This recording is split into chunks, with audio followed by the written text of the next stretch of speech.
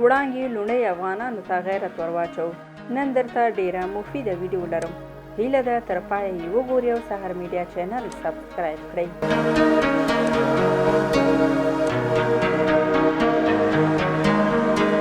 وړانګه وایي په افغانستان کې امنیت یوازې د اردو کار نه دی. تېره شپه په یوه آنلاین غونډه کې چې له لر او بر سربیره د نړۍ په کچه ګڼو پښتنو فعالانو برخه لرله، د افغان وژنې روانې سناریو ته د پای ته رسولو لپاره ګډ غږ پورته کړ.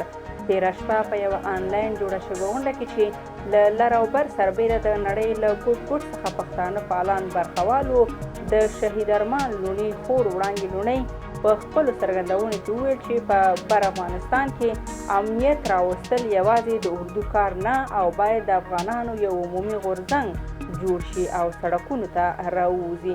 په دغه احتجاجي غونډه کې چې په افغانستان کې د وروستیو خونړیو پیښو په غبرګون کې جوړه شوې وه، مشهور لیکوال او تاریخ پوه حبیب الله رفیع هم وویل چې د پښتون ژغورنې غورځنګ کولی شي د پښتنو د روانو بدمرغیو لپاره په لویه حوصله راودانګي او په لر او بر کې ستر غورځنګ جوړ کړي.